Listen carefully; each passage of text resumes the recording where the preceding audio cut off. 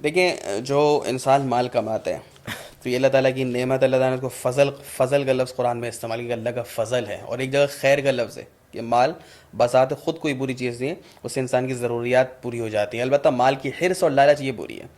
تو ظاہر سی بات ہے جب اللہ تعالیٰ نے آپ کو ایک نعمت دی ہے، اور قرآن نے جگہ جگہ کہا وَمِمَّا رَزَقْنَاهُمْ يُنْفِقُونَ، کہ ہم نے جو مال دیا، یہ مال تمہاری اپنی صلاحیتوں کا نتیجہ نہیں ہے، محنت کا نہیں ہے، یہ ہم نے اپنے فضل سے، تو اس میں سے خرچ کرو۔ تو اب جب خرچ کرنے کی بات آتی ہے تو ایک جو چیز ہے وہ تو فرائض اور واجبات کے درجے میں، وہ تو کمپلسری، وہ تو ضروری ہے، اس میں زکوٰۃ آ گئی آپ کی سالانہ جو 2.5% ہے، 1 لاکھ میں 2,500 روپے، صدقہ فطر آ جاتا ہے، اسی طریقے سے آپ لوگوں کی قسم کھائی ہے اس کا کفارہ اگر آ رہا ہے وہ کفارہ آپ دیں گے۔ اس کی ایک صورت ہے منت، جس کو عربی میں نظر کہتے ہیں۔ منت کیا آپ کے اوپر کوئی چیز لازم نہیں ہے، آپ کہتے ہیں میں اگر اللہ نے مجھے صحت دی تو اتنے غریبوں کو کھانا کھلاؤں گا، تو یہ تو سارے واجبات ہیں۔ اسی طریقے سے بیوی بچوں کا جو خرچہ ہے، بوڑھے والدین ہیں وہ کما نہیں سکتے، ان کا جو خرچہ ہے، یہ واجبات ہیں، ان کا خرچہ جو ہے وہ واجب کے ذمہ، اس میں تو کوتاہی ہے ہی نہیں، یہ تو کمپلسری ہے۔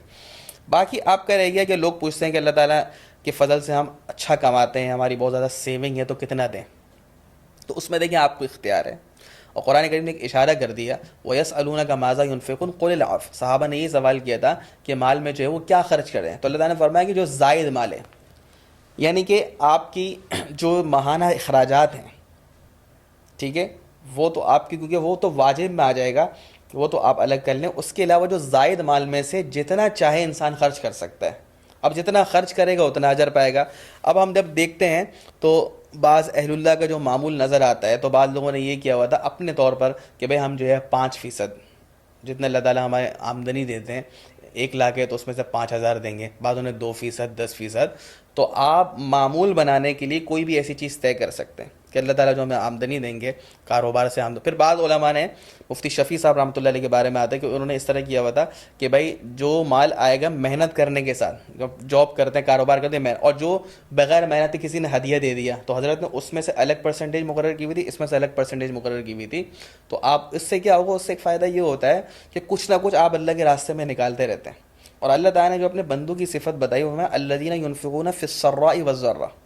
وہ خرچ کرتے ہیں خوشحالی کے دنوں میں بھی، اور بدحالی جب تنگ دست ہوتے ہیں تب بھی خرچ کرنا۔ اور اس سے یہ بات بھی پتہ چلی کہ خرچ کرنا ہر ایک کے لیے۔ اب لوگ کہتے ہیں یار ہمارا تو پورا ہی نہیں ہو رہا، بھائی آپ 10 روپے تو دے سکتے ہیں، اگر ہفتے میں 10 روپے آپ نہیں دے سکتے۔ حضرت عائشہ رضی اللہ تعالیٰ کے معمول کیا تھا، ایک کھجور بھی دے رہی ہیں، ایک روایت میں کہ آپ نے ایک انگور کا دانہ دے دیا، حدیث میں فرمایا کہ اتقوا النار ولو بشق تمرۃ، کھجور کے ایک ٹکڑے کے ذریعے سے ہی اپنے آپ کو آگ سے بچاؤ۔ تو یہ قرآن کریم کی آیات ہیں۔ تو جیسے میں نے عرض کیا کہ جو فرائض زکوٰۃ اور جو صدقہ واجب ہیں اس میں تو بالکل آپ کمپلسری، وہ تو ضروری ہے، اس کے علاوہ آپ کوئی بھی مقدار جو ہے وہ مقرر کر سکتے ہیں۔